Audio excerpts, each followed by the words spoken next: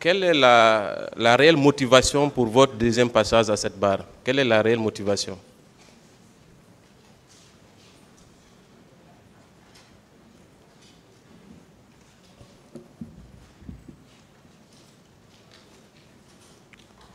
Vous dites?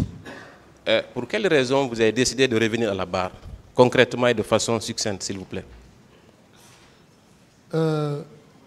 Depuis le lundi, j'ai brièvement expliqué ça. Si vous voulez que je revienne. De façon très succincte. Est-ce que c'est parce que c'est un examen de conscience ou c'est parce qu'il y a une rupture avec votre mentor? Bon, pas seulement un examen de conscience, c'était une stratégie. Très bien. Et dans votre stratégie, est-ce que vous ne pensez pas qu'il faille aller jusqu'au bout? Dire la vérité et toute la vérité, à votre avis? Mon silence est dû à plusieurs causes. Très bien. La première des causes, je fus arrêté pas pour le 28 septembre. Monsieur Marcel, est-ce que c'est parce que vous aviez peur que vous avez tenu la première version que vous avez tenue ici? Non, pas ça. Et quel était alors l'objectif? Puisque vous n'aviez pas peur. Vous savez, vous avez posé une question, vous voulez que je vous réponde à votre manière ou à ce que je consens. Donc vous devez me laisser parler. Je dis que c'est à plusieurs causes. Et quand on dit plusieurs, ce n'est pas un. Donc, je fus arrêté. À la gendarmerie, je ne pouvais pas parler. On dit que c'est le terrain qui commande le combattant. Vu la statistique, les menaces que j'avais, si je essayais de dire ce que je suis en train de dire aujourd'hui, Marcel n'allait pas exister. Donc, c'est parce que vous craignez pour votre sécurité? Oui, j'allais mourir. Très bien. Et au moment de votre arrestation, est-ce que le capitaine Dadis était toujours au pouvoir? Il n'était pas au pouvoir, mais il avait les proches au pouvoir. Notamment qui? Donc, il y avait le colonel Tebro qui était... Est-ce que vous considérez que dire la vérité était risqué par rapport au fait que le colonel Tebro occupait des postes de responsabilité au moment des faits? Bon, pas seulement le colonel Tebro, mais ça, vous savez, c'est au sein de l'armée. Je ne vais pas rentrer dans les détails là. Très bien. Et aujourd'hui, vous vous sentez en sécurité? Depuis quand vous vous êtes senti en sécurité? Je me suis senti en sécurité lorsqu'on a fait au moins 5 à 6 mois du procès. 5 à 6 mois? Oui. Pendant tout ce temps, vous ne vous sentiez pas en sécurité? J'avais confiance en personne. Très bien. Est-ce que pendant cette période, vous aviez conclu un pacte avec le capitaine Dadis avant l'ouverture de ce procès? Quel pacte? Quelle sorte de pacte ça vous voulez dire? Ça, c'est le pacte que nous avons tissé, c'était pour qu'il soit au pouvoir et le sécuriser partout où il est. Est-ce que votre première version n'était pas due au fait que vous vouliez protéger le capitaine Dadis? Non, pas pour le protéger, mais le laisser prendre, décider et assumer ce qu'il a fait. C'est ce qui m'a choqué. Il n'a pas été à la hauteur. Il n'a pas été à la hauteur. Ah, ça, il faut le dire. Donc, depuis le début, vous saviez pertinemment qu'il avait commis des infractions au stade, n'est-ce pas? Il avait fait commettre des infractions au stade. C'est ce que je suis en train de relater maintenant. Très bien. Merci. Maintenant, parlant de pacte, justement, est-ce que votre pacte n'avait pas plusieurs volets? La conquête et la conservation du pouvoir. Est-ce que ce n'était pas ça le pacte que vous avez scellé entre vous, le capitaine Dadis, le commandant Toumba et un autre dont j'ai oublié le nom, avec Foromo? Est-ce que ce n'était pas à deux volets? Non, pas à deux volets. C'était à un seul volet? Non, non, on a eu confiance à lui. On l'a dit, tu viens, tu organises. On ne fait pas coup d'État. On laisse le général à sa côté, paix à son âme. Dès qu'il quitte, et par notre stratégie, on va saisir le pouvoir. Mais dès que tu viens au pouvoir, tu organises les élections. Et par après, tu peux venir en civil, tu te présentes. C'est ça que le peuple a besoin. Monsieur Marcel, oui. Quand vous vous êtes donné la tâche ultime de conquérir le pouvoir, est-ce que cette conquête n'était pas accompagnée des moyens de conserver le même pouvoir? Non. Très bien. Non. Le tribunal appréciera. On n'était pas associé à ça. Très bien. Et vous avez parlé que le capitaine Dadis vous a trahi. À quel moment vous avez senti cette trahison? D'abord, j'ai senti ça à 2 à 3 mois du pouvoir. Hein. 2 à 3 mois du pouvoir. Parce que quand quelqu'un bloque ton passeport, tu ne vas pas pour les cours d'officier. Très bien. Il n'est pas admis à n'importe qui pour aller à l'Union soviétique, pour les cours d'officier, et surtout au niveau du char. Est-ce que vous vous sentiez exclu dans l'entourage, en tout cas dans le dispositif au niveau de la présidence?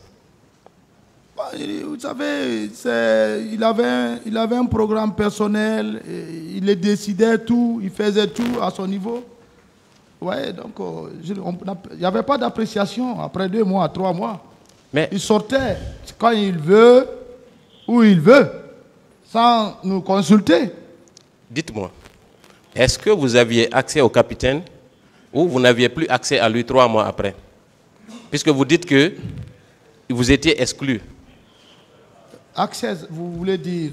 si quelqu'un qui a accès à un président de la République dans sa propre chambre, est-ce qu'il est logique de déclarer ici que vous étiez exclu dans son entourage? Est-ce que c'est logique, M. Marcel? Vous savez, c'est stratégique militaire. Vous êtes civil. Voilà, c'est stratégique militaire. Vous qualifiez le mot exclu, c'est comme s'il ne veut plus te voir. Non, c'est une stratégie.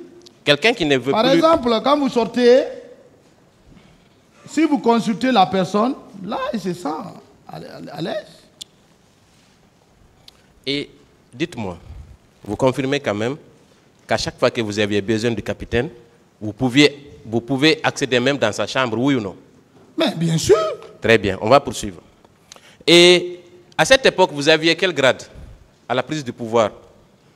À la prise de pouvoir, le grade caporal-chef. Caporal-chef. Oui. Un caporal qui a la possibilité... Pas un caporal, caporal-chef. Caporal-chef, autant pour moi, excusez-moi. Un caporal-chef qui peut aller même dans la chambre du président. Est-ce que ce n'est pas un proche du président qui peut avoir ce privilège? Oui ou non? S'il vous plaît, vous dites à la prise du pouvoir. Oui. Le pouvoir n'était pas encore là. La prise du pouvoir n'est pas le pouvoir. Est-ce qu'après la prise du pouvoir, dans l'exercice, vous pouviez accéder à la chambre du président Dadis? Oui ou non? Mais Dadis ne pouvait pas me chasser de sa chambre. Ah, pourquoi donc? Il sait. Dites-nous la raison. Nous sommes les acteurs principaux de la prise du pouvoir. Très bien. Cela sous-entend que vous étiez toujours influent à côté de lui. Il n'avait pas le choix. Oui ou non? Pas influent, mais un homme important. Très bien. Donc, ce qui signifie que vous étiez toujours dans le cercle restreint. Non. Contradiction. Non, pas ça. Vous voulez analyser. On continue, M. Marcel. Voilà. Vous voulez analyser d'une façon pragmatique de votre part. Mais le tribunal qui est là nous observe tous. Très bien. Okay. On va continuer. Et est-ce que vous pensez sérieusement qu'un caporal-chef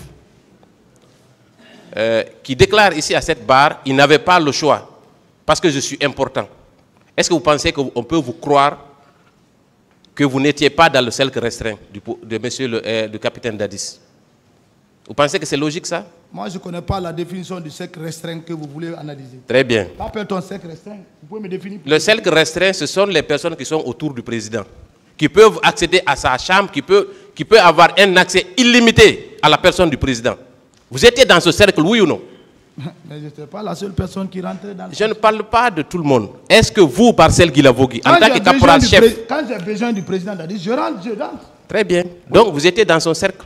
Non, pas le cercle restreint. Parce que le cercle restreint... Ah, dans son cercle? Hein? Dans son cercle. Nous étions de la présidence. Très bien. Et vous êtes resté à la présidence jusqu'à votre arrestation, oui ou non? On ne m'a pas arrêté à la présidence. Vous êtes resté en fonction à la présidence jusqu'au départ du président Dadis, oui ou non? Vous n'êtes pas resté à la présidence jusqu'au 3 décembre, M. Marcel? Bien sûr. Très bien. Donc, vous étiez dans son cercle. Vous ne pouvez pas nier ça. Non, mais quand vous dites cercle, non, je n'étais pas dans le cercle. Parce on va continuer. Il sortait sans nous informer. Très bien, on va continuer. C'est ça le cercle. Ok. Il a toujours été dit, et cela peut se confirmer par plusieurs déclarations, que vous étiez un homme très influent, n'est-ce pas, au sein de la présidence. Oui ou non, au moment des faits? Quel fait? Pendant la commission des en septembre 2009, est-ce que vous n'étiez pas toujours un homme influent aux côtés du président Dadis? Moi, je n'étais pas un homme. J'étais subordonné. Oui, mais vous savez, le capitaine Dadis a dit, il a dit ici... Mon influence n'engage que ceux qui veulent me transformer en influent. Mais vous savez... Je n'étais pas un commandant de compagnie. Moi, j'ai aimé une chose que vous avez dite ici. Oui. Vous avez dit qu'il y avait une vraie pagaille à la présidence, n'est-ce pas? Mais c'était la pagaille. Donc, la hiérarchie n'avait aucune valeur au moment des faits. Non, un caporal pouvait gifler un général. C'est le capitaine Dadis qui l'a dit. Oui ou non? La faute là, c'est à qui? Non, je ne parle pas de la faute. Est-ce que c'était une réalité? Non, caporal giflé. Non, ça c'est une expression. Est-ce que un général pouvait donner des instructions à un caporal et qu'il refuse à l'époque? Non, mais il n'y a pas eu d'ordre d'un général à un caporal qui a refusé d'exécuter. Très bien. L'expression là, tout le monde la connaît ici. Vous-même, vous avez dit qu'il y avait la pagaille. Donc, la hiérarchie dont vous parlez n'avait pas cours à la présidence. Donc, le fait que vous soyez caporal-chef n'était pas un frein à votre influence à la présidence. Parce que tout le monde avait peur de vous à la présidence. Ça, c'est reconnu. Non. Très bien. Non. Est-ce que vous étiez... vous aviez un équipage au moment des faits, en 2009. Toumba a parlé d'un équipage ici.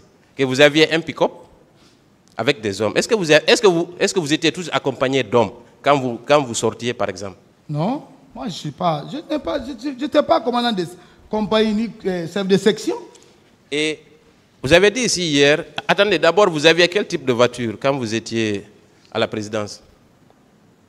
Ma première voiture a fait l'accident à Koya. Vous n'aviez pas un autre véhicule? Après, j'ai reçu une voiture qu'on appelle Parfinger. C'est ce que je roulais. C'est la Parfinger seulement que vous aviez? Personnel, oui. Est-ce que vous vous souvenez de ce que vous avez déclaré hier relativement à la visite chez Mamadou Sylla? Qu'est-ce que vous avez dit là-bas? Mais la pick-up là n'a pas duré avec moi. Ah, vous aviez une pick-up quand même? Non, mais ce n'est pas une pick-up on va poursuivre par l'État. On va poursuivre. Ah, ce n'est pas quelqu'un qui m'a donné, c'est Mamadou Sylla qui m'a offert. Mais vous admettez que... Mais comment Mamadou Sylla peut vous offrir un pick-up pendant que vous l'avez attaqué la nuit? Non, on n'a pas... Vous voyez? La nuit? Oui. Vous dites? Oui. Non. À quelle heure vous êtes allé chez Mamadou Sylla? Il vous a invité à aller chez lui? La nuit? Il vous a invité à aller chez lui? On n'est pas parti chez lui pour le brigander. C'était quoi? Il y avait les camions militaires dans sa cour, c'est ce qu'on est allé prendre. Est-ce que vous avez acheté ces camions? Nous? Oui. Vous et Toumba? On n'a pas acheté. Donc vous êtes venu prendre ces camions, non, oui ou on non? est venu, on a posé le problème, on n'a pas payé. C'est lui-même qui nous a dit merci, c'est pour vous. Très bien, on va continuer. Il a dit c'est pour vous, envoyez ça. Lui, personnellement, il a pris 2 pick-up, il a donné à Toumba. Est-ce qu'il avait le choix? Ah, je ne sais pas. Ah, très bien. Donc, ce n'est pas un don. Non, il n'était on continue, monsieur Marcel. Il n'y avait pas de violence sur lui. Très bien, on continue. Il s'est caché, Toumba l'a dit ici. Il s'est caché dans son bureau. C'est après qu'il est descendu. On continue. Très bien. Et parlant de la pagaille à la présidence, est-ce que vous vous souvenez de l'attaque du colonel Toto par vos éléments? Est-ce que vous vous souvenez de ça? Bon, Toumba a parlé si Marcel a giflé Toto, il s'est trompé. Il est là. Voilà. Vous connaissez... Celui qui a giflé Toto, et il est décédé. C'était qui? Comment il s'appelait? On dit Fourmi. Fourmi. Fourmi était l'un des éléments de Makambo. Lui, il avait une pick-up même. Joro 4. Donc, tout est sur Makambo maintenant? Non, c'est pas parce que tout est sur Makambo. C'est la vérité, c'est la réalité. Toumba a dit ici que ce sont vos éléments qui ont giflé le général Toto. Toumba peut-être le langage, il a raté. Je ne veux pas rentrer dans ces détails. Mais toute l'armée guinéenne sait que ce n'est pas Marcel qui a giflé le général. Le général Toto, c'est mon papa. Très bien. Ça aussi, on va continuer. Voilà. Parce que là également... C'est mon père. Toute l'armée, si vous voulez aller au camp, vous pouvez prendre, vous mettez en civil, vous demandez. D'accord. Toumba a également déclaré qu'il vous a vu avec un dispositif. Cette question a déjà été posée par le ministère public. Là également, il s'est trompé. Non, Toumba n'a pas bien visionné cette personne. Ce n'était pas moi. Est-ce que Toumba, vous côtoyez Toumba depuis combien de temps? Si c'était moi, Toumba ne l'ait pas quitté, ça me demandait. Hein. Ça, c'est une réalité. Comment? Si c'était moi qui étais à Madina, Toumba ne l'est pas parti, ça me demandait. Non, il n'a pas pu. Non. Parce que vous étiez dans un dispositif lourd. Non. D'accord. On va venir au préparatif des massacres. Est-ce que vous confirmez la présence des miliciens à la présidence? Il n'y a pas de miliciens dans l'armée. Les hommes qui étaient stationnés... Les miliciens, enlevez ça. Je vous dis que Kalea n'était pas une formation de milice. Ils étaient là pour l'armée guinéenne. Mais c'est les gens qui ont pris ces éléments pour leur propre gré. Mais c'est là les Guinéens qui étaient là-bas. On les a transformés en miliciens. Ça, c'est selon vous. Très bien. Moi, je les appelle les miliciens. Okay. Vous les appelez des recrues. Moi, c'est les recrues. Alors, on va parler de recrues de Kalea. Est-ce que vous confirmez leur présence au camp? La présence, je vous dis que j'ai vu la présence des soldats. Très bien. Et est-ce que c'est habituel de voir de telles personnes au camp? Non. Très bien. Non. Et il a également été dit par M. Toumba que des armes ont été distribuées à ces recrues. Est-ce que vous êtes au courant de ça? Bon, je n'ai pas assisté à la distribution des armes. Mais quand Toumba le dit, est-ce que vous le croyez? Ben, s'il le dit, je le crois. Parce que c'est le commandant c'est l'aile du camp du président. Est-ce qu'il était possible que le capitaine Dadis ne soit pas informé non seulement de la présence de ces recrues, mais également de la distribution des armes? Est-ce que c'est possible? On ne peut pas le faire sans qu'il n'ait au courant. Donc, in fine, c'est lui l'instigateur principal des massacres du 28 septembre. Il ne faut même pas contourner autour du pot. Très bien. Maintenant, dans son entourage, quels sont ceux qui sont susceptibles de l'avoir aidé dans cette tâche? Vous dites? Dans son entourage immédiat. Est-ce que vous n'étiez pas dans le cercle et susceptible d'exécuter ces ordres dans le cadre de la conservation du pouvoir? Le président Dadis ne peut même pas me consulter pour ça. Donc vous avez pris votre propre initiative? Le président Dadis ne peut pas me concerner pour ça, pour dire qu'on va conserver le pouvoir, non? Très bien. Et quand vous avez conquis le pouvoir, vous l'exercez, mais c'est bien logique que vous soyez tous dans la dynamique de le conserver. C'est naturel, Monsieur Marcel. Mais tout le monde n'est pas de même. Même vous êtes des avocats, vous êtes assis là-bas. Les questions que vous posez n'est pas la même question que l'autre a à la tête. Non, ça c'est le pouvoir. Le pouvoir c'est la même chose. Le pouvoir c'est pas magique. Et un cultivateur, il peut être président si Dieu le veut. Non. En Sierra Leone, un caporal a pu faire président de la République. Comment? Un caporal. En Sierra Leone, au Libéria. S'il vous plaît. Est-ce que, après avoir fourni tous ces efforts, il n'est pas logique de dire que pour conserver le pouvoir, tout son entourage a œuvré, logiquement? Non, non. Puisque vous n'existez que par rapport, que parce que le président Dadis est au pouvoir, oui ou non? Dans l'exercice du pouvoir, si lui s'écroule, c'est tout le système qui s'écroule, oui ou non? Ça a été le cas?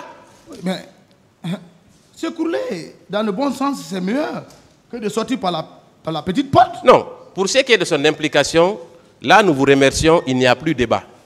C'est lui l'artisan principal. Ça ne se discute pas. Mais ses complices, c'est vous. Non, non, moi je ne suis pas complice. Très bien, je vais le démontrer. Démontrer. D'abord, parlant du stade, puisque les armes, les recrues, il se pourrait que vous n'ayez aucune responsabilité. Mais le stade, vous avez dit que le capitaine Dadis est allé au stade, oui ou non? Oui, il est sorti du camp. Il est sorti, oui. N'est-ce pas? Oui. Quand il sortait, vous avez observé, quand vous êtes arrivé au pont de Madina, un dispositif imposant, oui ou non? Selon vos dires. Oui. Ce dispositif-là a pris quelle direction?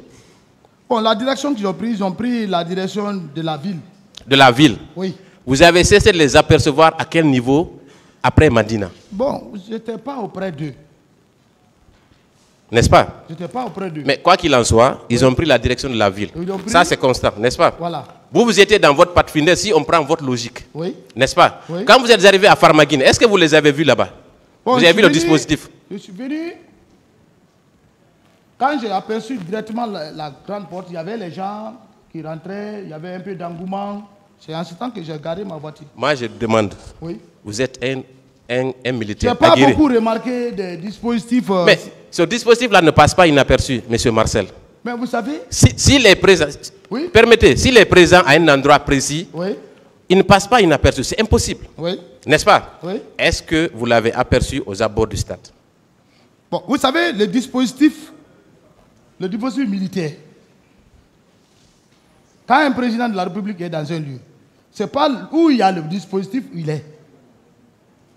Dès que tu trouves que le dispositif est garé, dis-toi que le président, soit il est à côté ou il est sorti de la voiture.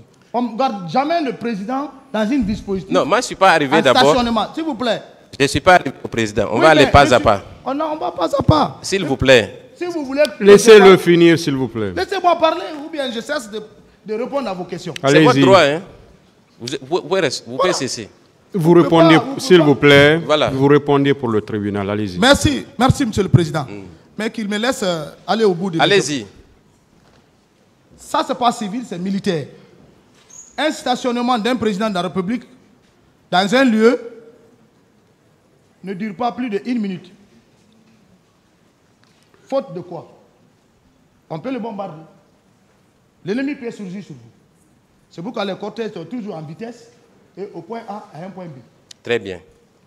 Mais donc, quand tu trouves un dispositif stationné, soit le président s'est dissimulé, il a quitté, soit il est auparavant. Parce que le dispositif ne garde que là où il y a le président, dans l'alentour. Très bien, ça c'est bien expliqué. Je suis satisfait de ce point de vue. Est-ce que vous avez retrouvé le dispositif au stade ou dans les alentours? Bon, le dispositif, lorsque j'ai garé la voiture, j'ai vu les dispositifs venant, certains descendaient et rentraient dans la cour.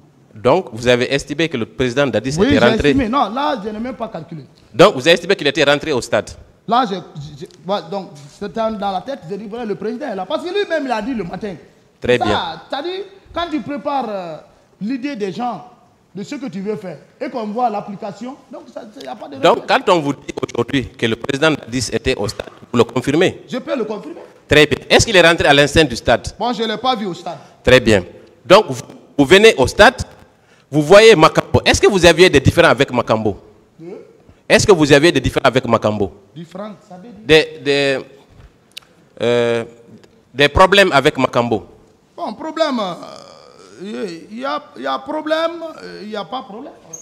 C'est-à-dire? Bon, le problème, je ne sais pas, c'est là qui cherche les postes.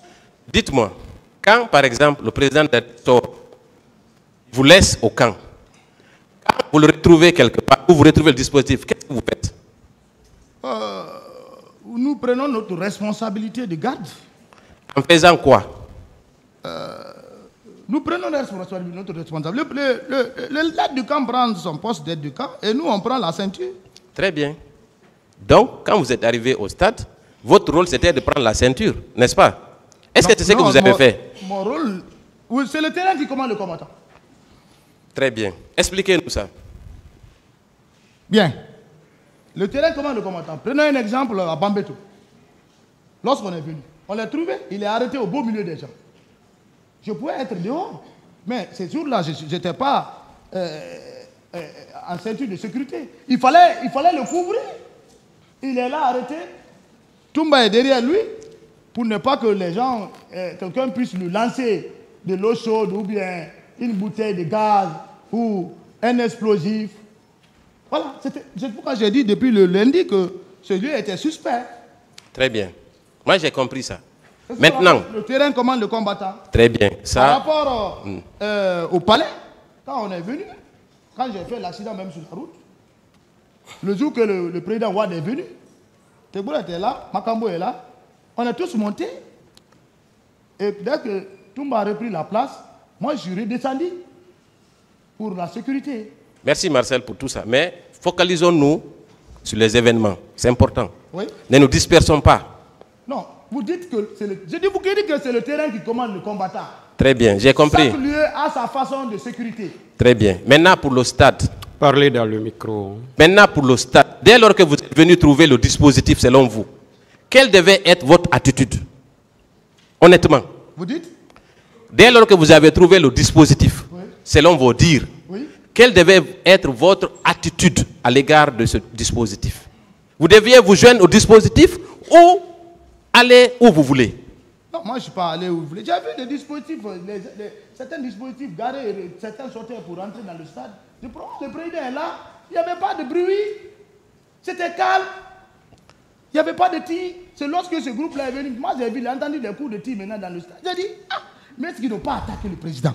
Est-ce que vous avez vu Makambo quand vous êtes descendu de votre véhicule? Est-ce que vous l'avez aperçu rentrer au stade? Mais je n'ai plus de réponse pour ça. Merci beaucoup. Ensuite, dès lors que vous avez vu Makambo, vous devriez vous joindre à Makambo pour continuer votre mission, oui ou non? Parce que vous êtes venu pour le président. Moi, je m'ai associé à Makambo pour la sécurité du président. Moi.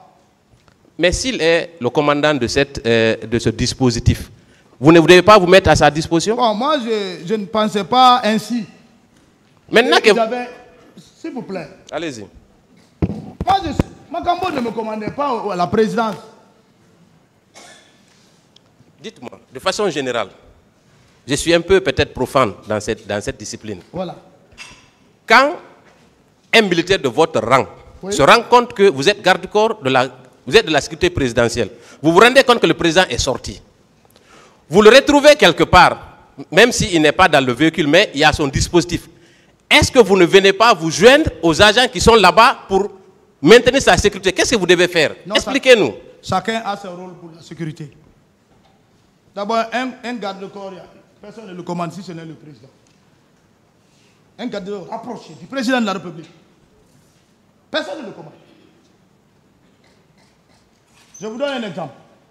Le président est là. Quelqu'un, une autorité est là. Toi, tu viens... Non, tu le fous du président. Toi, vous regardez le président. Makambo, il était chargé d'opération du président de la République. Mais il n'était pas le commandant de Marseille. Monsieur le commandant Marseille, capitaine, s'il vous plaît. Vous vous rendez compte que le président est sorti. Vous cherchez à le rejoindre. Vous venez trouver son dispositif. Qu'est-ce que vous faites? C'est ce qu'il faut expliquer. Qu'est-ce que vous devez faire? Son dispositif? Oui. Vous avez vu le dispositif au pont de Madina. Vous avez dit que le dispositif est à continuer vers la ville. Vous avez pris vers Farmaguiné, n'est-ce pas? Oui. Vous êtes venu garer à 80 mètres du stade. Oui. Le dispositif, selon vous, était sur place. Oui. Quel devait être votre rôle? Quel est votre devoir pour protéger le capitaine Dadis? Qu'est-ce que vous devriez faire? Mais le dispositif là ne m'appartient pas. Alors là, je ne comprends plus rien. Non, comprenez. Vous devez vous joindre au dispositif pour protéger le secret, pour protéger le président, oui ou non? S'il vous plaît. L'organigramme d'un dispositif, ça dépend de ceux donc qui l'organisent. Ce n'est pas la manière dont vous voulez qualifier. Marcel est venu trouver, il va se lancer avec ces hommes. Non. Qu'est-ce qu'il doit faire? Ce n'est pas maison. Alors, comment vous comptiez-vous assurer la sécurité du président? Comment vous comptiez le faire? Mais quand je suis auprès de lui, je l'assume, sa sécurité. Très bien. On va continuer. Là également, il y a une zone d'ombre. Et avant d'aller au stade, vous dites, puisque c'est pour aller protéger le président, je file au stade. Est-ce que vous étiez armé? Oui, j'étais armé. Vous avez une grenade? Oui, c'est une arme. Très bien. À part la grenade, est-ce que vous aviez un fusil? Fusil? Oui. Non, mon père était à la présidence. Très bien. Et vous partez protéger un président. S'il y avait eu de coups de feu, quel aurait été votre rôle? Mais on le protège. Il y a plusieurs manières de protéger le président sans armes. Ah bon? Il y a une formation pour ça. Très bien. Donc, on peut se livrer même pour le président. Mais est-ce qu'il n'est pas mieux de se protéger soi-même avec une arme? Oui, moi je suis protégé. Ah d'accord, très bien. Donc vous n'avez pas besoin d'armes, à part la grenade. À chaque fois, moi je ne prends pas d'armes à chaque moment. Merci infiniment. Vous rentrez au stade. Est-ce que vous avez échangé avec un quelconque membre de la garde présidentielle pour vous rassurer que le président était à l'intérieur? Est-ce que vous avez parlé à quelqu'un? Je n'avais pas le temps là. Vous n'avez pas le temps? Oui. Vous êtes rentré, pourquoi faire alors? Moi je suis rentré, je pensais que le président est attaqué. À quel moment vous vous êtes rendu compte qu'il n'est pas attaqué? Dès que je suis rentré, c'est mon commandant que j'ai vu. Il est en train de bagarrer. C'est même qui m'a attendu têtu. J'ai dit, mais qu'est-ce qui se passe? Donc, vous rentrez pour recherchez le président Dadis et vous voyez... Je trouve le contraire. Vous trouvez que le commandant Toumba est en train de se battre avec des militaires, oui, n'est-ce pas? Oui. Qu'est-ce que vous avez fait? Bon, je vous ai dit que me suis mis dans la bataille. Est-ce que vous vous êtes joint au commandant Toumba pour frapper les autres? Bien sûr. Vous savez, le commandant Toumba ne m'a pas vu attendre. C'était la Toïboïde. Ce qu'on est en train d'expliquer là, c'est un fait. Mais, permettez-moi de vous dire que le commandant Toumba, ici, à cette barre, a dit que c'est quand vous êtes arrivé que vos éléments ont commencé à tirer. Non.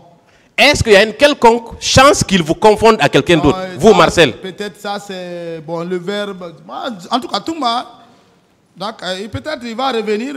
En tout cas, même, ce n'est pas moi. Ce n'est pas vous? Ce n'est pas moi. Donc, il vous a confondu à quelqu'un? Non, ça c'est clair. Vous êtes ensemble depuis combien d'années? Je sais pas, Toumba, depuis soldat. Depuis soldat? C'était en quelle année? Ils ont passé le grade avant nous. Oui, mais c'était en quelle année? 2006. Hein? 2006. Est-ce que vous, commandant Toumba, peut vous confondre à un soldat? Oui, me confondre. Même très vous, bien. Je peux vous confondre. Non, non, on ne se connaît pas. Vous pouvez me confondre à quelqu'un. Bien sûr, je peux vous confondre. On ne se connaît pas. Moi, je vous connais maintenant. Vous ne prenez pas l'exemple de l'avocat. Pas de discussion, s'il vous plaît, entre vous. Mais il ne doit pas prendre l'exemple sur moi. Allez-y avec les questions. Ce n'est voilà. pas un mauvais exemple, il a pris. Voilà. Je vais poursuivre. Commandant Toumba dit à Madina que c'est votre dispositif qui était là-bas. Ensuite, il dit au stade, ce sont vos éléments qui ont tiré.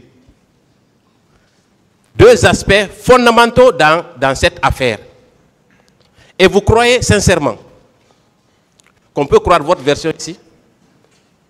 C'est la version du commandant Toumba et c'est ma version. Entre vous deux, le tribunal peut apprécier. Entre vous deux, oui. Ces deux versions sont contradictoires. Ça c'est clair, n'est-ce pas? Bon. Très bien. On va continuer. Donc, vous êtes devenu, vous aussi, un sauveur. Vous avez sauvé qui au stade là-bas?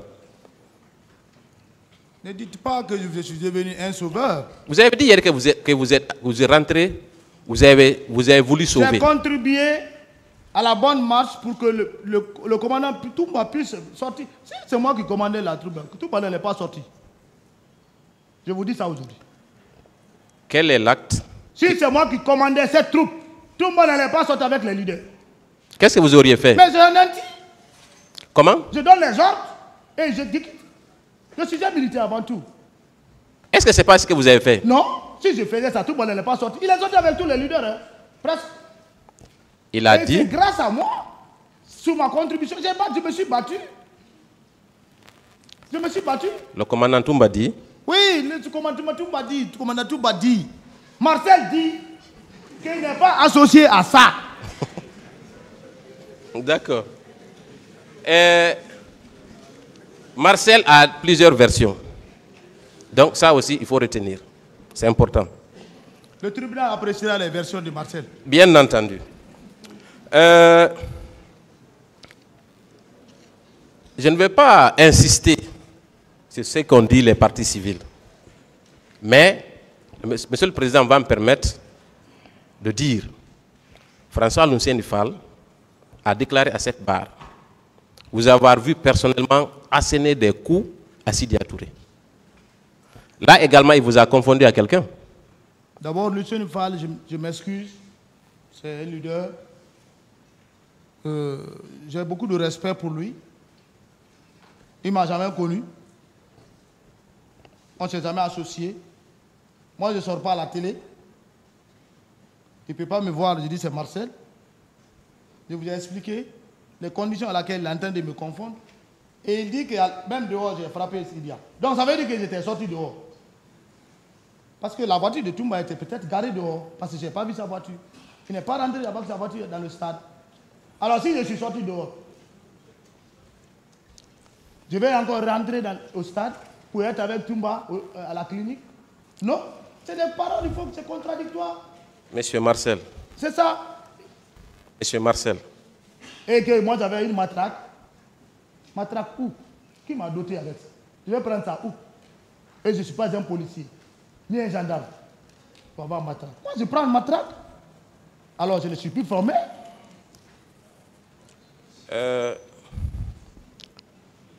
Pour l'instant, il y a encore une zone d'ombre à ce niveau.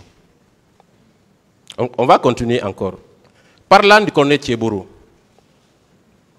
vous avez dû l'avoir rencontré à l'enceinte du stade, oui ou non? J'ai déjà répondu à ça. Très bien. Est-ce que vous avez vu ces agents porter des loudalins ou aux autres manifestants? Bon, ouais, j'ai vu quand même les gens. Bon, au moment que je venais, j'avais fini quand même sur lui. Hein. C'est quand il était au dos maintenant que j'ai remarqué ça. Très bien. Et à cet instant-là, quand ils étaient en train de molester Cellou, qu'est-ce que vous avez fait concrètement? Bon, j'étais en position de sortie. Comme j'ai vu qu'il est sur le dos de quelqu'un, il ne faut pas déranger. Il faut pas... C'est-à-dire, il faut savoir agir à autant voulu pour sauver quelqu'un. Si tu te mets à faire des trucs là-bas et que quelque chose arrive à cet homme, on dit que c'est toi. Comme ils étaient à la porte de sortie, j'ai dit Dieu merci. Mais je vais l'arrêter. Vous avez parlé de 15 minutes environ de votre rentrée à la sortie. Pas duré, mais à l'échelle des massacres, c'est long. Mais moi, je n'étais pas là. Tout ce que vous analysez, je n'étais pas là. Tout le reste là, nous... c'est clair. Comment que je peux être à la clinique avec Toumba? Toumba n'a pas fait. Je n'ai pas parlé de clinique. Mais c'est ça, je veux vous dire maintenant. Il faut que vous compreniez. Comment je peux rester au stade et ce soir à la clinique et assister aux massacres qui se sont effectués? Monsieur Marcel, s'il vous plaît. Mais c'est ça. Vous avez dit ici, publiquement, devant tout le monde, hein, oui, que vous avez fait environ 15 minutes à l'intérieur du stade. C'est pas ce que vous avez dit? Je n'ai pas dit que j'ai fait maximum. J'ai dit que j'ai fait au moins 15 minutes. C'est la même chose? Non, le mot maximum. Donc au moins, vous avez dit au moins. Très bien, moi je prends au moins. Donc vous avez fait au minimum 15 minutes. Est-ce que vous confirmez ça? Je vous écoute. C'est vous qui répondez aux questions. Non, mais j'ai déjà dit ça. Entre 15 minutes maximum et 15 minutes minimum. Je n'ai pas fait plus de 15 minutes au stade. Donc on est d'accord que c'est 15 minutes maximum. On est d'accord sur le mot? Si vous voulez. Très bien. Et pendant 15 minutes, vous étiez à l'enceinte du stade. Vous n'avez empêché personne d'être frappé. C'est vous qui le dites. Vous avez empêché qui d'être frappé? Bien sûr. Qui? Ce qui m'a retardé même, je ne suis pas sorti avec Touma, c'est ça. Vous avez empêché qui d'être frappé? Depuis le premier jour, le lundi, je vous ai expliqué que lorsque Touma est sorti avec ses leaders, je me suis senti isolé. Parce que ces personnages qui étaient devant moi, si c'est moi qui les commandais, ou bien je les connaissais, j'allais faire quelque chose de ma personne. Mais je me suis dit, mais c'est qui? Ça, c'est des fractions de secondes. Le militaire, c'est la réflexion secondaire. Immédiate que tu puisses comprendre où tu es, comme ce que je dois faire, où aller.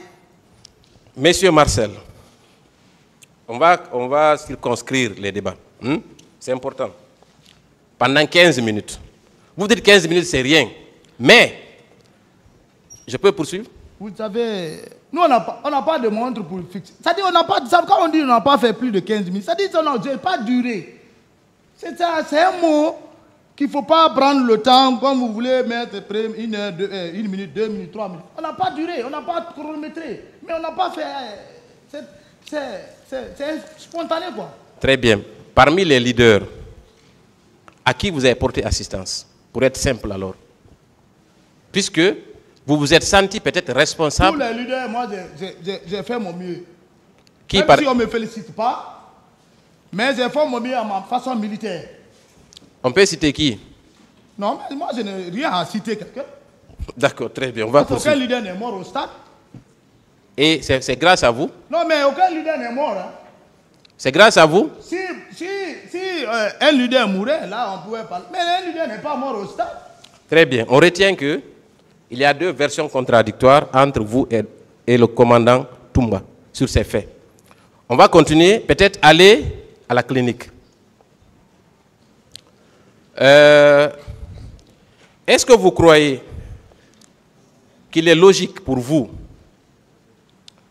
de soutenir que vous étiez à la clinique pour arrêter le colonel Thieboro? Vous pensez que c'est logique?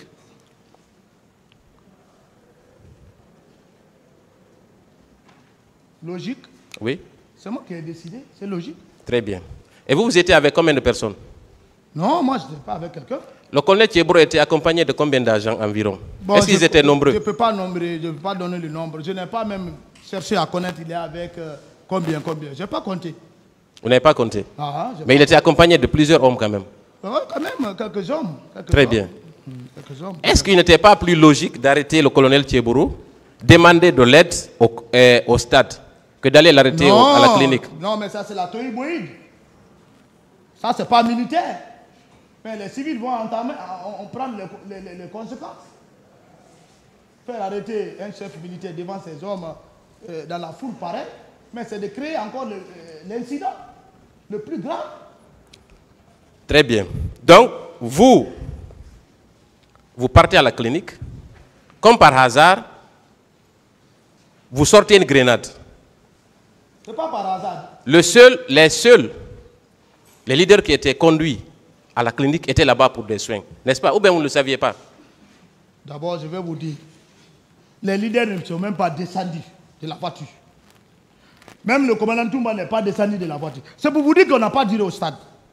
Oh? Pour dire qu'on n'a pas duré au stade. Moi, je parle de la clinique. Le commandant Toumba a dit qu'il a fait ça à l'air pour arriver à la clinique. La clinique ambroise au stade, c'est combien de kilos? Ça ne fait pas assez de kilos. Moi, je parle de la clinique. Je suis en train de vous expliquer maintenant. Très bien, allez-y. Si vous voulez comprendre, arriver à la clinique, moi je ne savais même pas si c'est à la clinique que nous. Je ne savais pas. Ça, mon fort étonnement, j'ai trouvé la Jeep du commandant garé. Les leaders qui étaient dedans, je n'ai même pas regardé c'est quel leader qui est dedans. Dès que Teboro est descendu, je l'ai menacé. Je dis, vous avez trahi, vous êtes des traîtres. Vous avez trahi, vous avez gâté le pouvoir. Voilà ce que vous devez faire. C'est ainsi que, quand le commandant Toumba a constaté ça, il est descendu en vitesse vers moi. Vous savez, quand un soldat, quand un militaire a une grenade, si tu n'as pas confiance en lui, tu ne peux pas t'approcher. Il est venu vers moi. Il m'a dissuadé. Mais c'est à quoi? J'ai dit non. Mais il a oublié. Comment Toumba, c'est un être humain. Il peut oublier. S'il vous plaît. Écoute, si tu mets ces gens-là, c'est moi en parole. Si tu mets ces gens-là ici, ce que j'ai vu, ils vont venir les faire du bal et on va prendre la responsabilité. Surtout toi. Envoie-les dans un lieu sûr. C'est ce qui a fait sauver les leaders. Les envoyer à la gendarmerie et que la gendarmerie les convoie dans une autre clinique. C'est ce qui a fait de la sécurité. Entre le régiment, c'était le régiment ou c'était mon Moi, je n'ai pas parlé de régiment, mon colonel, s'il vous plaît. Est-ce que vous avez dormi, oui ou non, au camp le 27 septembre 2009? Si. Alors, mon bureau était au camp, mais pas dans... Non, moi, les détails là, s'il vous plaît, ça ne m'intéresse pas. S'il vous plaît. Est-ce qu'il n'est pas plus logique de dire, dès lors que vous avez dormi au camp, que ce appel-là a été émis en votre présence? Est-ce que ce n'est pas logique? Non, je vous ai dit que ce n'est pas à l'enceinte du régiment et que c'était en dehors. Mon bureau était en dehors du camp. Après mon accrochage avec les hommes de Toumba, avant le 28 septembre, on m'a fait déménager vers l'autre côté du camp. Je répète encore. Vous avez dit avoir passé la nuit au camp, n'est-ce pas? Deuxièmement, dans votre procès verbal d'interrogatoire à la page 3, premier paragraphe, que le président va me permettre de lire. J'ai rappelé M. Sidia Touré que c'est devant moi qu'il a été appelé pour lui demander un report de cette marche à la mesure où le 28 septembre est une date historique. Ce n'est pas vous qui avez dit ça devant le juge d'instruction? Est-ce que j'ai nié? Je n'ai pas nié. Donc vous n'avez pas nié. J'ai simplement dit qu'ils ne m'ont pas compris. Et ce n'est pas comme ça, j'ai dit, ce n'était pas à côté à l'instant T. Et j'ai dit ici, moi je pense que ça n'a aucun trait avec toutes ces infractions qu'on fout sur ma tête. Moi je ne suis pas arrivé aux infractions. Est-ce que quand le juge d'instruction ils ont fini leur travail, est-ce qu'on a relu le PV pour vous avant de signer? J'ai répondu aussi à la question là. Parce que j'ai dit que c'était vers les 23 h, même la partie inculpée, je t'ai dit non. La partie inculpée, c'est après que je me suis rendu compte. Est-ce qu'ils... je n'étais pas non seulement assisté par un avocat.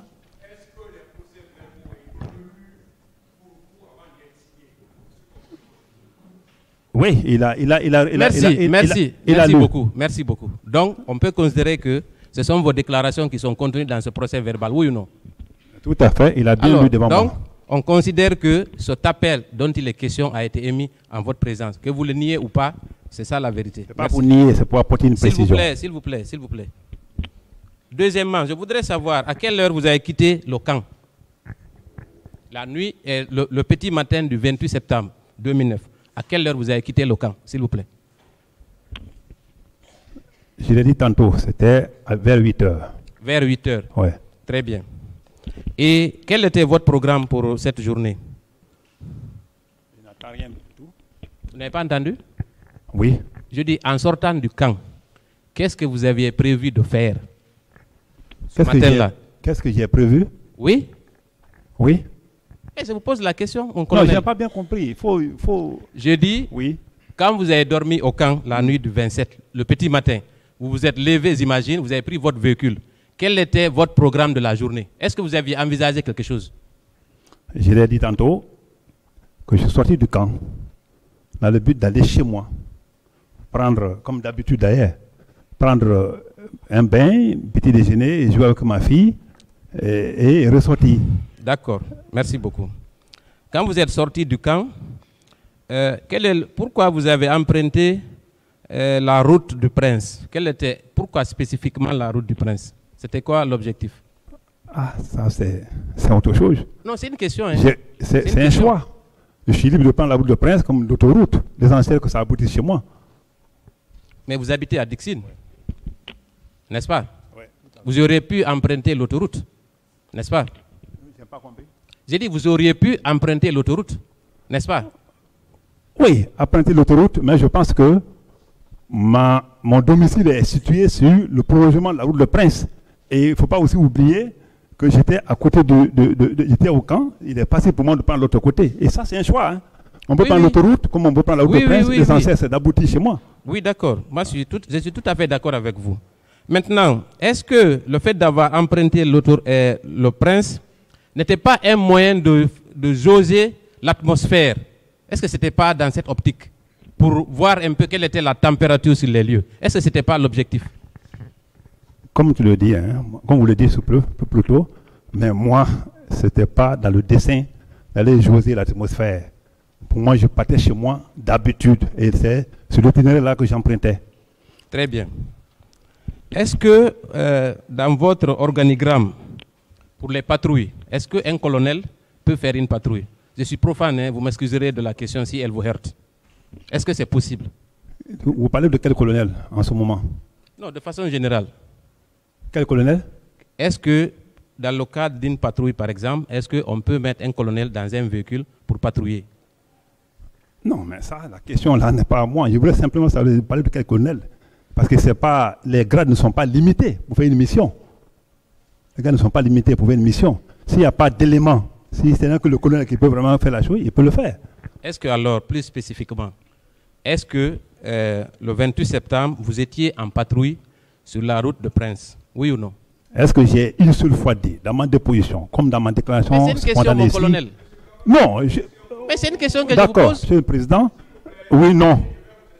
Non, j'ai compris, Monsieur le Président.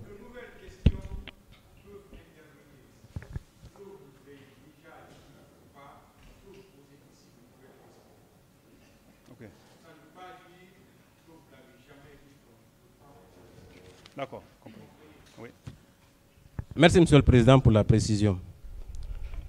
Est-ce que ce jour-là, vous n'êtes pas passé par Hamdallah et Bambeto pour avoir une idée de l'atmosphère? D'accord, non seulement je n'étais pas colonel à ce moment, et je n'étais pas colonel à ce moment, mais aussi je n'étais pas sorti pour aller chez moi dans le but de faire une patrouille. Une patrouille se fait en groupe, un pick-up ou deux, mais j'étais sorti pour aller chez moi. Et quand on parle de dosage, moi je pense que je n'étais pas dans cet esprit. Très bien. Vous avez déclaré toujours dans votre procès verbal d'interrogatoire, à la page 2, concernant les événements proprement dits au matin, comme d'habitude, du Calfaya, j'ai décidé de me rendre au domicile. Chemin faisant, j'ai constaté des regroupements de personnes qui se sont mis à m'applaudir. Parmi eux, il y avait des bandits et des loupards. Comment vous avez évalué et distingué dans cette foule les bandits et les loupards? Qu'est-ce qui vous a donné cette impression? À quel point? Vous avez dit, quand vous êtes sorti du camp, chemin faisant, j'ai constaté des regroupements de personnes qui se sont mis à m'applaudir. Parmi eux, il y avait des bandits et des loupards. Comment vous avez pu distinguer dans ce groupe-là les bandits et les loupards et d'autres manifestants? Comment vous avez su? Parce que simplement, comme j'ai dit tantôt, le constat que j'ai fait là-bas et qui a prouvé que les gens étaient déjà en mouvement, en position de marche, c'est parce que le groupe qui était en côte de la route ont applaudi. Mais derrière là-bas, il y avait déjà un pneu qui brûlait. Moi, ça me permet en tant que spécialiste que c'est vraiment les loupards. Est-ce que ce n'est pas ce qui a motivé votre attitude qui consistait à appeler 2 pick-up, notamment au niveau de Hamdallah? Est-ce que je t'ai dit que j'ai appelé des pick-up au niveau de la Hamdallah? Je n'ai pas appelé des pick-up au niveau de la Hamdallah. Cela ressort des procès verbaux d'audition de partie civile au niveau de Hamdallah. Ah, de partie civile? Oui, oui, effectivement. Non, là, cela ne vient pas de moi. Si j'ai appelé, ce appel ne vient pas de moi. D'accord, très bien. On va venir à vos services de patrouille. Vous avez indiqué ici que pendant plusieurs mois ou peut-être des années, il y avait 2 types de patrouilles, la patrouille nocturne et la patrouille diurne. Est-ce que c'est vrai? Si. Quel est le rôle, quel est l'objectif pour les patrouilles diurnes? Quel est l'objectif? La patrouille diurne? Oui, oui. Mais c'est un moyen de rassurer les citoyens. Il y a souvent les polices de proximité. À l'époque, il n'y avait pas de police de proximité. La patrouille diurne a rassuré les citoyens. Et à l'époque, il ne faut pas oublier, bien on fait semblant d'oublier, à l'époque, il y avait souvent les attaques nocturnes, les attaques diurnes. La Guinée et toute la population le sait. Même vous-même, vous le savez. Attendez, pour les patrouilles diurnes là, c'est de quelle heure à quelle heure? Je voudrais savoir, campez-nous un peu l'intervalle. C'est de quelle heure à quelle heure? C'est de quelle heure à quelle heure, s'il vous plaît? La patrouille diurne, oui. Ça, je pense que le responsable de la patrouille pourra vraiment vous dire ça. À ce que je sache, mon colonel. À ce que je sache, mon colonel. Mais si je ne connais pas exactement de quelle heure à quelle heure, il n'y a pas d'heure exacte pour dire vous sortez à telle heure, vous rentrez à telle heure. Alors, habituellement.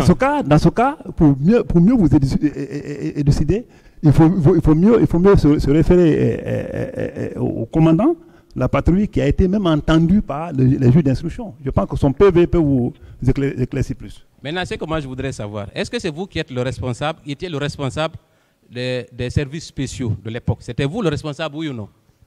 De quoi? C'était pas vous le responsable de ce département, de ces services spéciaux? C'était pas vous? Absolument. Alors, quand il y a des patrouilles, on ne vous rend pas compte? Quand la patrouille? Oui, oui. Si.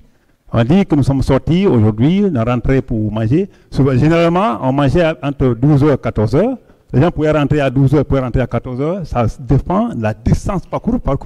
Les gens pouvaient aller jusqu'à Soumania. À l'époque, il était une brousse. Et vous voyez. Maintenant, prenons un seul exemple d'un compte rendu. Est-ce qu'on peut dire que diurne, c'est à partir du matin? Est-ce que c'est possible pour un profane? Diurne. Les patrouilles diurnes, c'est au petit matin ou c'est la nuit? Dites-nous, éclairez-nous, mon colonel, s'il vous plaît. Diurne, je dis que la nuit encore. Je vous dis que la partie diurne, ça dépend de la distance parcourue. Il peut aller le matin, tôt, s'il doit commencer très, très loin pour venir, comme il peut aller tardivement. Ça dépend de l'officier de planification. Mais ça peut aller jusqu'à 13h, 14h, comme vous l'avez indiqué. N'est-ce pas? Même au-delà, ça dépend de la distance. Si vous voulez à revenir, c'est pas évident. Très bien, très bien. Et ça consiste en quoi, concrètement? Je l'ai tantôt dit que la patrouille diurne consiste ici, non seulement pour rassurer les citoyens, mais... En quoi faisant? Rassurer les citoyens, en quoi faisant? Oui, mais vous savez qu'à l'époque, les gens débarquaient les autres dans les voitures.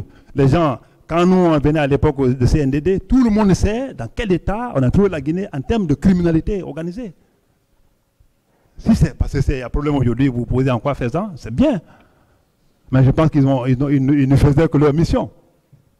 Vous savez, moi je reste toujours sur ma faim parce que le 28 septembre, la patrouille diurne dont il est question, elle devait quitter de quel endroit à quel endroit? Est-ce que vous avez une idée?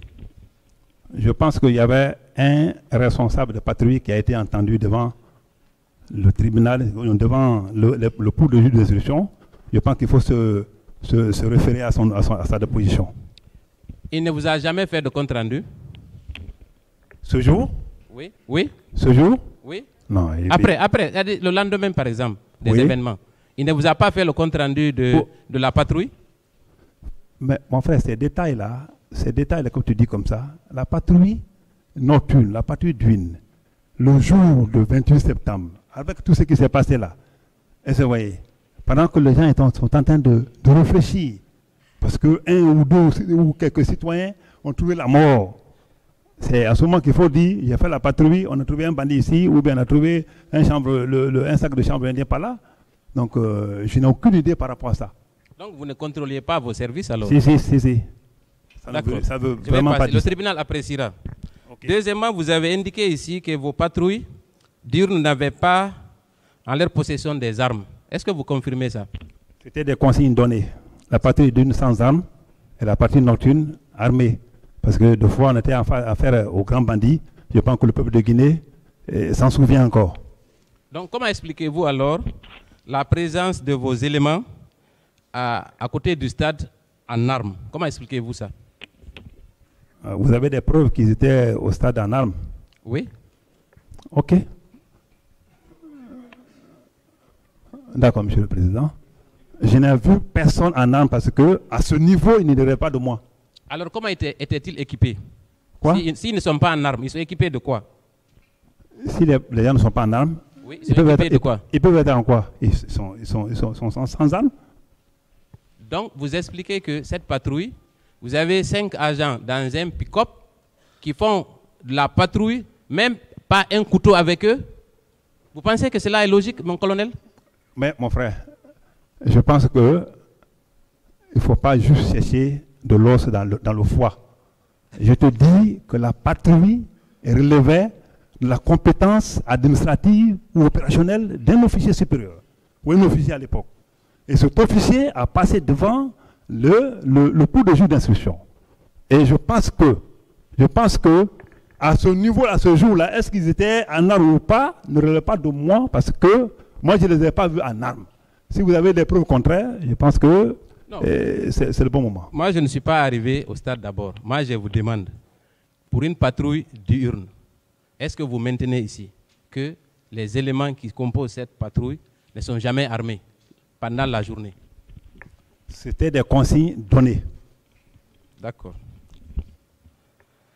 Alors, vous avez déclaré aussi que dans le cadre du maintien d'ordre du 28 septembre, eux, ils étaient le deuxième rempart. Est-ce que vous confirmez ça? C'est aussi des consignes données. Donc, autrement dit, les policiers et gendarmes qui sont équipés pour le maintien d'ordre, ils sont en première ligne. Et quel était le rôle alors de vos agents pendant ce maintien d'ordre? Ça, je vous dis que généralement, les maintiens d'ordre, comme on dit, marche pacifique, il n'y en a jamais eu dans ce pays. D'un point A à un point B, sans problème. Et généralement, ceux qui sont derrière, dans le constat opérationnel, ceux qui sont derrière, c'est eux qui font les gaz. Tous ces casses-là et tous ces des attaques au niveau des boutiques autres là, ça, c'est ceux qui sont derrière. Généralement, ceux qui sont devant sont avec les responsables.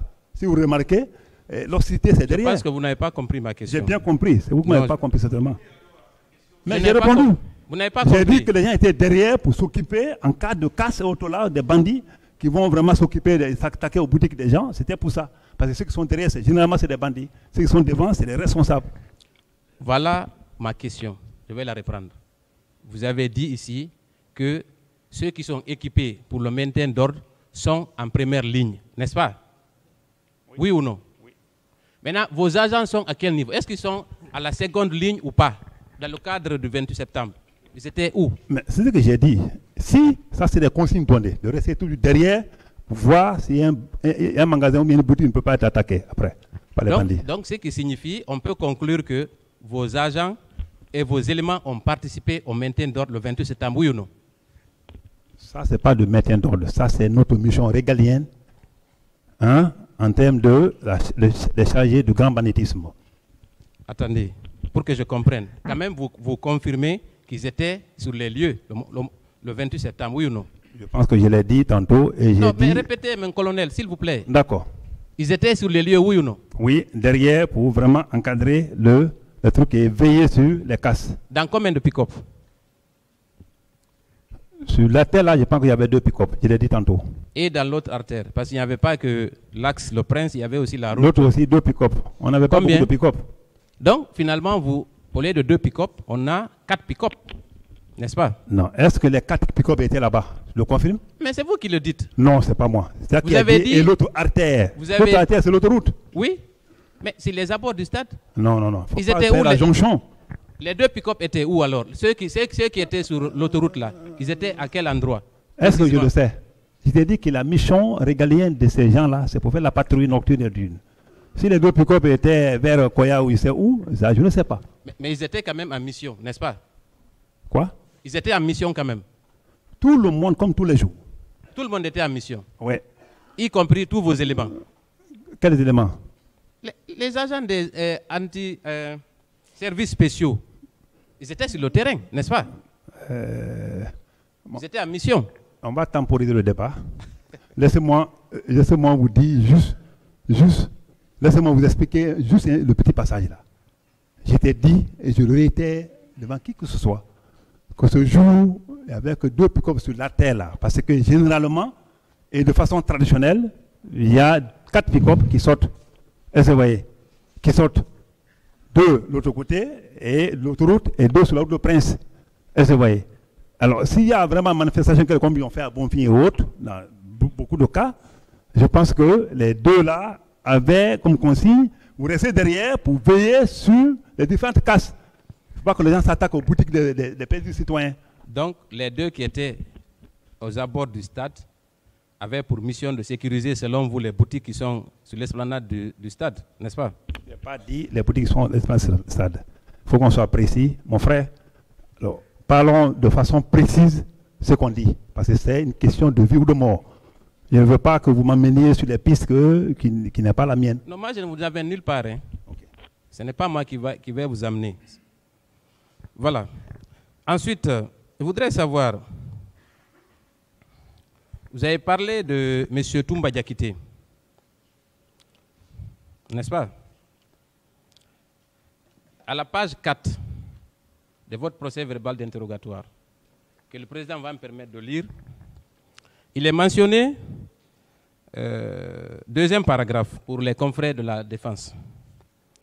Toumba tenait à tout prix à embarquer ses leaders politiques pour les envoyer ailleurs, ce à quoi je suis farouchement opposé parce que je le connais. Qu'est-ce que cela signifie, mon colonel? La réponse a été donnée, comme le président dit de répondre tout. Et je pense que au stade, qu'on appelle là,